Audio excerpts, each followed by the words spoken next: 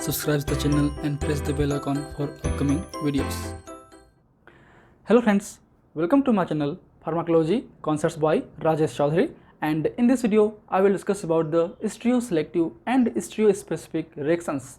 तो आज की वीडियो में हम बात करेंगे स्टीरियोसेलेक्टिव एंड स्टीरियोस्पेसिफिक रिएक्शंस के बारे में बात करें इस टॉपिक की।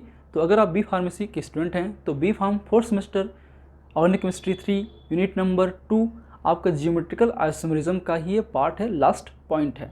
सो if you want to watch my previous videos regarding the organic chemistry, pharmacology और medicinal chemistry for the B pharm 4th semester, you can check description box below और by using this link. So now let's discuss about the topic.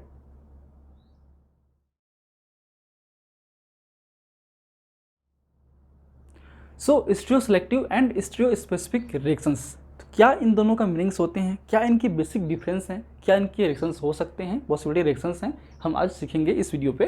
तो बात करते हैं one by one. पहले बात करते हैं हम लोग स्टीरियोसेलेक्टिव रिएक्शंस की। नाम से ही है स्टीरियोसेलेक्टिव, मीन्स सेलेक्टिवली हम किसी भी एक स्टीरियो आइसोमर्स को बनाएंगे इस रिएक्शंस के थ्रू। मीन्स दिस रिएक्शंस और that reactions that yield predominantly one stereoisomers or a pair of enantiomers of several possible diastereomers is called stereoselective reactions।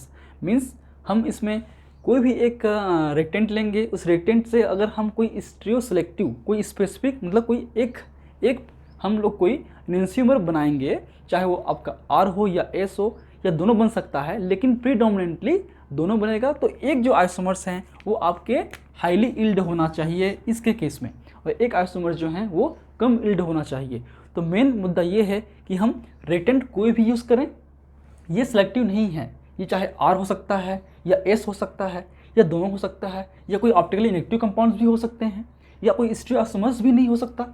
तो किसी भी हम रेक्टेंट के थ्रू अगर हम कोई भी आपके स्टीरियोसेलेक्टिव मीन्स या तो आर या तो एस प्रीडोमिनेंटली बनाएंगे, मतलब उसका जो कंसंट्रेशन है, उसका जो इल्ड है वो हाई होगा, उसको हम बोलते हैं स्टीरियोसेलेक्टिव रिएक्शंस। सेकेंड है आपका stereospecific reactions, means a reaction in which stereochemically different isomers और reactant gives stereochemically different product. Means हम इसमें बात कर रहे हैं स्टीरियोस्पेसिफिक रेक्टेंट और प्रोडक्ट की। मीन्स अगर हम कोई स्टीरियोस्पेसिफिक रेक्टेंट लें, ठीक है, हम इस पर कोई भी नहीं ले सकते। इसके केस में हमारा जो प्रोडक्ट है वो इम्पोर्टेंट है। हम इस पर स्टडी करते हैं आपके प्रोडक्ट का कि ये जो प्रोडक्ट है एक आइसोमर वो हाई यील्ड होना चाहिए। इसमें हम एक स्पेसिफिक स्टीरियो आइसोमर से हम एक स्पेसिफिक स्टीरियो आइसोमर्स बनाएंगे। मीन्स दोनों ही एक तरीके से इसमें स्पेसिफिक होगा या सेलेक्टिव होगा। अगर हम यहाँ पे आर ले रहे हैं तो या तो वो एस बनाएगा, अगर हम एस ले रहे हैं तो या तो आर बनाएगा, या आर ले रहे हैं तो भी आर बनाएगा, मतलब डिपेंड करता है, ठीक है। लेकिन उसमें आपके रेक्टेंट भी सिलेक्टिव हो और आपके जो प्रोडक्ट हैं वो भी सिलेक्टिव होगा। तो कहने का मतलब ये है कि आप देखिए इस इमेज को logically, all stereospecific reactions are the stereoselective but all stereoselective reactions are not stereospecific। क्योंकि हम इस प्रोसेस से जो भी हम बनाएंगे, क्योंकि हमारे इस मुद्दा ये था स्टीरियोसेलेक्टिव पे कि हमारा जो प्रोडक्ट है, एक प्रोडक्ट है वो प्रीडोमिनेंटली बने, तो इसके केस में भी हमारा एक प्रोडक्ट ही प्रीडोमिनेंटली बनेगा। इसलिए सारे स्टीरियोस्पेसिफिक जो रिएक्शंस होते हैं वो स्टीरियोसेलेक्टिव होते हैं। लेकिन इनमें जो हैं आपके प्रोडक्ट के अलावा भी जो आपके रेक्टेंट हैं वो भी स्टीरियोस्पेसिफिक होना चाहिए, वो भी स्टीरियोसेलेक्टिव होना चाहिए। हम किसी भी रेक्टेंट के थ्रू हम किसी नहीं बनाएंगे, हम एक स्पेसिफिक रेक्टेंट के थ्रू ही एक स्पेसिफिक आपके रिएक्शंस के थ्रू रेक्टेंट प्रोडक्ट या मतलब स्टीरियोकेमिकल प्रोडक्ट बनाएंगे। तो ये आपका है स्टीरियोसेलेक्टिव और स्टीरियोस्पेसिफिक रिएक्शंस के बेसिक कॉन्सेप्ट। बात करते हैं इनके एग्जांपल्स की, रिएक्शंस की। तो basically the reactions of both, means ये जो रिएक्शंस होंगे वो आपके दोनों होंगे, मीन्स स्टीरियोस्पेसिफिक भी होंगे और स्टीरियोस्पेसिफिक है मतलब स्टीरियोसेलेक्टिव तो होंगे ही, क्योंकि all stereospecific are the stereoselective. Means आपके जो एग्जांपल्स हैं वो हैं होंगे SN2 reactions, E2 elimination reactions, electrophilic addition reactions on alkene and nucleophilic addition reactions on the aldehyde और कीटोन। इनको हम पहले मेजरली इन पॉइंट्स को पहले कवर करते हैं, फिर हम बात करेंगे reactions of the stereoselective, means ऐसे रिएक्शंस जो कि स्टीरियोसेलेक्टिव होते हैं लेकिन वो स्टीरियोस्पेसिफिक नहीं होते हैं। ये जो रिएक्शंस हैं वो स्टीरियोसेलेक्टिव भी हैं और स्टीरियोस्पेसिफिक भी हैं। तो पहले आप इस पॉइंट को नोट कर लीजिए, फिर हम बात करते हैं वन बाय वन सारे रिएक्शंस के बारे में। चलिए, हो गया, ओके।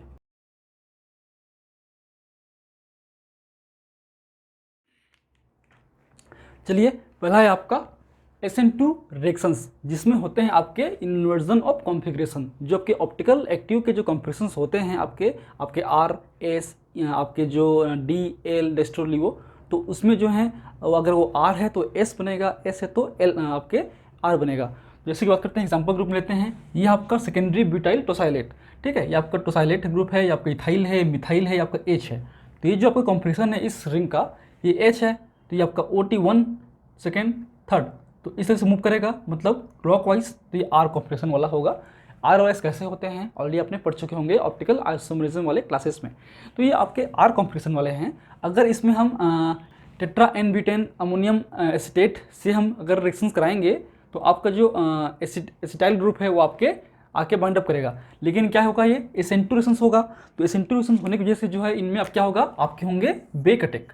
आपका जो ACO ग्रुप है, एसिटाइल ग्रुप है, ठीक है, वो आपके बेक अटैक करेगा, तो आपके बेक से एक जाके बाइंड अप करेगा। तो इस तरीके से बेक अटैक होगा, यहाँ पे होगा।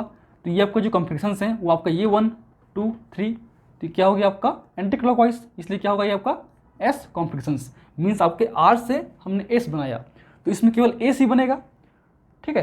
तो S प्रीडोमिनेटली बनेगा, इसलिए स्टेरोसेलेक्टिव है ही, और क्योंकि हम इसको एक स्पेसिफिक आपके स्टेरोकेमिकल रिएक्टेंट से, मतलब R कॉम्प्लेक्शन वाले रिएक्टेंट से बना रहे हैं जो कि स्टेरो स्पेसिफिक है, इसलिए क्या होगा, ये स्टेरोसेलेक्टिव भी होगा और स्टेरो स्पेसिफिक भी होगा।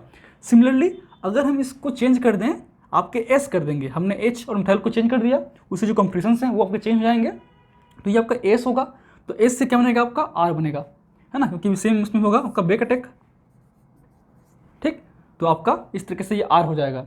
तो इसमें भी सेम है, हमने एक स्पेसिफिक S से एक स्पेसिफिक स्टेरोकेमिकल आपके आइसोमर्स से हमने एक प्रीडोमिनेटली स्टेरो आइसोमर्स बनाया, ठीक है। तो इस तरीके से हम दोनों एक तरीके से स्टेरो स्पेसिफिक भी है और स्टेरो सेलेक्टिव भी है।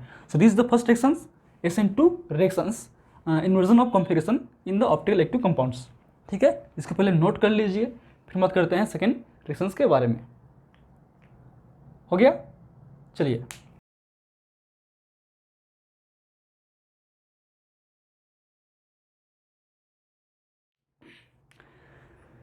चलिए अब आते हैं हम लोग नेक्स्ट रिएक्शंस की ओर, वो है आपका E2 एलिमिनेशन रिएक्शंस। तो इसके कुछ खास बात हैं, मीन्स आपके proton extraction and elimination of the leaving group occur simultaneously. इसमें जो आपके प्रोटॉन्स हैं और ब्रोमीन है जो लिविंग ग्रुप है वो एक साथ ही बाहर निकलेंगे, and leaving group and proton at the beta carbon should be in anti position. इनका जो पोजिशन है वो आपके लिविंग ग्रुप का, जो कि यहाँ पे आपका ब्रोमीन है, और आपके जो हाइड्रोजन ग्रुप का, क्योंकि HBr निकलेगा और यहाँ पे बॉन्ड बनेंगे, ठीक है। तो ये जो पोजीशन है वो एंटी होना चाहिए, एंटी होगा तभी वो एलिमिनेशन रिएक्शंस इजीली हो सकता है। तो जब ये एलिमिनेट होंगे तो जाहिर सी बात है इनके बीच में क्या होगा, बॉन्ड बनेगा। तो मिथाइल ऊपर पीएच, ऊपर पीएच इस तरफ, तो क्या होगा मिथाइल फिनाइल फिनाइल। तो देखिए क्या है, एक तरीके से ई फॉर्म है। आपके जो ज्योमेट्रिकल आइसोमर्स हैं उसमें ई फॉर्म है। जो आपके लार्ज ग्रुप हैं, यहाँ पे क्या आपका हाइड्रोजन है, हाइड्रोजन इनबिल्ट होता है, लिखने की जरूरत नहीं है। तो आपके ये जो ग्रुप हैं, लार्ज ग्रुप, हेवी ग्रुप, वो किस पे हैं, वो अपोजिट डायरेक्शन पे हैं, मतलब वो ई फॉर्म होगा, ई आपके ज्योमेट्रिकल आइसोमर्स होगा। तो 1s2r, ये आपका 1 पोजीशन है, 2 है, ये एस कॉम्प्रेशन वाले आप मॉलिक्यूल्स हैं, ये R वाले हैं, ठीक है। यहाँ पे जो मूविंग है वो एंटी क्लॉक है, यहाँ पे क्लॉकवाइज है। तो एक तरीके से ये 1s2r वाले एक ऑप्टिकल एक्टिव आइसोमर से हमको मिलता है ई फॉर्म वाले ज्योमेट्रिकल आइसोमर्स। जबकि अगर इसको हम चेंज कर दें इस पोजीशन को, ये एस है, ये एस है, यहाँ पे R था उसको हमने एस कर दिया, हमने चेंज कर दिया मिथाइल और हाइड्रोजन के पोजीशन को, तो क्या होगा एक तरीके से ये डायरेक्टली, क्योंकि आपका जो Br है और H है वो एंटी पोजीशन पे नहीं है, तो एंटी पोजीशन करने के लिए हमको थोड़ा सा इसको रोटेट करना पड़ेगा। जो रोटेट होगा तो फिनाइल ऊपर, मिथाइल नीचे, H ऊपर। अब ये हो गया एंटी पोजीशन दोनों। अब ये निकलेगा HBr और बनेगा बॉन्ड्स, उस बॉन्ड्स बनता है तो पीएच ऊपर मिथाइल ग्रुप इस तरफ। तो जो हेवी ग्रुप्स हैं वो होंगे सेम साइड पे, मतलब वो जेड फॉर्म होगा, मतलब 1s2s से क्या बना जेड फॉर्म, जबकि 1s2r से बना ई फॉर्म। तो इन रिएक्शंस में जो हाईली यील्ड है इस पे ई का है, इस पे जेड का है, इसलिए ये आपके स्टेरो सेलेक्टिव हैं। और एक stereo selective stereo specific isomer से 1s2r से ई बन रहा है, और 1:S से Z बन रहा है, इसलिए स्टीरियो स्पेसिफिक भी होगा, इसलिए दोनों स्टीरियो स्पेसिफिक और स्टीरियो सिलेक्टिव रिएक्शंस होते हैं। तो इसको भी आप नोट कर लीजिए। फिर हम बात करते हैं नेक्स्ट रिएक्शंस की ओर। चलिए, हो गया, ओके। चलिए अब आते हैं हम लोग नेक्स्ट रिएक्शंस पे, वो है आपका electrophilic addition reactions on the alkenes. तो ये आपके एल्किन्स हैं, ये आपके सिस हैं, ये आपके ट्रांस हैं, ये आपके सिस 2 ब्यूटीन, ये ट्रांस 2 ब्यूटीन, ठीक है। तो इन दोनों पे अगर हम एडिशन करेंगे तो क्या होगा? तो बेसिकली एडिशन जो है 2 टाइप के हो सकते हैं। एक होता है सिन या सिस एडिशन, मतलब addition in the same plane, जो भी ऐड होगा वो सेम प्लेन पे होगा, जो आपका प्लेन स्ट्रक्चर है उसके सेम प्लेन पे होगा। और एंटी एडिशन होगा मतलब अपोजिट प्लेन पे वो एडिशन होगा। तो यहाँ पे बात करें हम लोग एंटी एडिशन रिएक्शंस की, जो कि सिस पोजीशन है या सिस 2 ब्यूटीन है, इसमें अगर हम करेंगे ब्रोमिनेशन रिएक्शंस तो क्या होगा?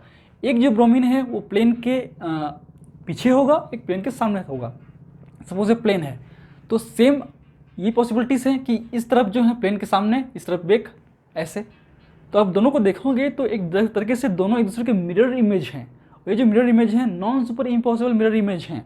इसको अगर हम रोटेट करेंगे मिरर इमेज के परपेंडिकुलर पे तो वो आपके स्पेस सुपर इम्पोज नहीं होगा। इसलिए क्या होंगे? ये इनेंशियोमर्स हैं, क्योंकि ये दोनों बनते हैं तो ये क्या होंगे? मिक्सचर ऑफ इनेंशियोमर्स, ठीक है। मिक्सचर ऑफ इनेंशियोमर्स जो कि आपके रेसमिक मिक्सचर्स होंगे और ये 3 फॉर्म होंगे, ठीक है, ये 3 फॉर्म होंगे। जबकि आपके अगर हम ट्रांस पे करेंगे एंटी एडिशन तो आपके देखते हैं कि दोनों अगर हम इस तरीके से ऐड करेंगे, एक को प्लेन के पीछे, एक को सामने, प्लेन के पीछे और सामने, सामने और पीछे, ठीक है। तो देखते हैं कि ये एक तरीके से मिरर इमेज नहीं है। और अगर इसको हम परपेंडिकुलर रोटेट करेंगे 180 डिग्री पे तो आपका ये एक तरीके से पूरे कंप्लीटली आइडेंटिकल कंपाउंड्स ही हैं, क्योंकि ये मीजो कंपाउंड्स हैं। This is the meso form, ठीक है, ऑफ द दिस प्रोडक्ट।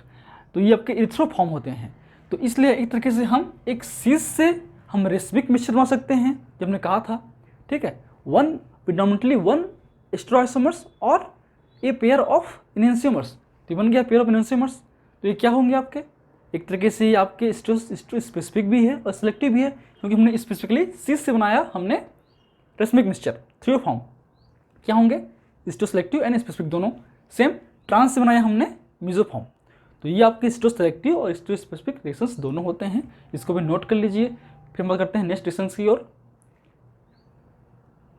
चलिए, हो गया, ओके।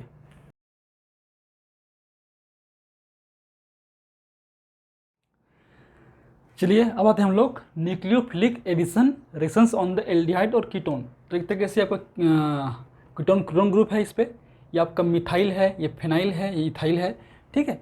तो एक तरीके से ये आपके ऑप्टिकल एक्टिव कंपाउंड्स हैं, ये आपके S आइसोमर हैं, ये आपके R आइसोमर हैं। क्लियर है? हमने यहाँ पे पोजीशन जो है चेंज कर दिया है। मिथाइल का जो आपका प्लेन पे है वो हमने डिफरेंट प्लेन पे कर दिया है। तो ये आपके R से S हो गया। अगर इसमें हमने हाइड्रोजन कराएंगे, LiLH ऊपर से कराएंगे तो क्या होगा? इसमें हाइड्रोजन एटम ऐड होगा तो इसमें आपका OH बनेगा। तो एक तरीके से एक तरफ प्लेन के पीछे, एक प्लेन के सामने आपका OH जुड़ेगा। तो उस कंडीशन में जो है ये तो ये S ही रहेगा, ये आपका एक जगह R एक जगह पे S होगा। तो अल्टीमेटली ये SR और SS का कॉम्बिनेशन बनेगा। लेकिन जो फ्रैक्शन है, रेशियो है, वो होता है 3:1। मीन्स अगर हम S वाले आइसोमर से हम बनाएंगे तो होगा आपका SR प्रिडोमिनेंटली बनेगा, जबकि R वाले से बनाएंगे तो आपका RS प्रिडोमिनेंटली बनेगा आपके IR के कंपेरिजन पे। दोनों अलग बन रहे हैं। इसका जो रेशियो है RS का वो हाई है, इसमें SR का हाई है। मीन्स ये आपकी सिलेक्टिवली बन रहा है और आपके स्पेसिफिक आइसोमर से बन रहा है। एक आपका S आइसोमर है, एक आपका R आइसोमर है। इसलिए भी दोनों ही एक तरीके से स्टीरियो सिलेक्टिव और स्टीरियो स्पेसिफिक रिएक्शंस होते हैं। इसको भी नोट कर लीजिए। फिर हम बात करते हैं केवल ऐसे रिएक्शंस जो कि स्टीरियो सिलेक्टिव होंगे, वो स्टीरियो स्पेसिफिक नहीं होंगे। पहले आप नोट कर लीजिए, स्क्रीनशॉट ले लीजिए। फिर हम बात करते हैं नेक्स्ट रिएक्शंस की ओर। चलिए, हो गया।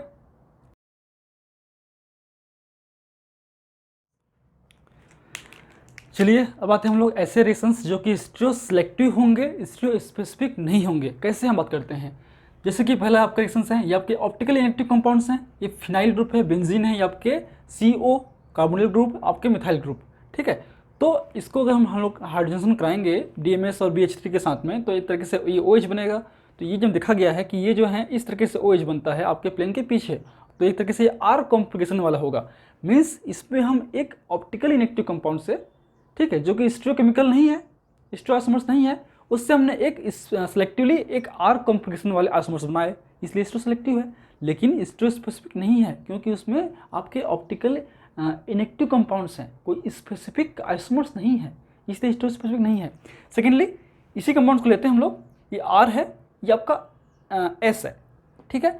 तो इन दोनों से जो देखा गया है, जब इनके रिएक्शंस होंगे, आपके एलिमिनेशन रिएक्शंस होंगे और आपका जो एल्कीन्स बनेंगे, तो एक तरीके से एक ट्रांस वाला बनेगा, मतलब ई वाला बनेगा, एक आपका जेड बनेगा।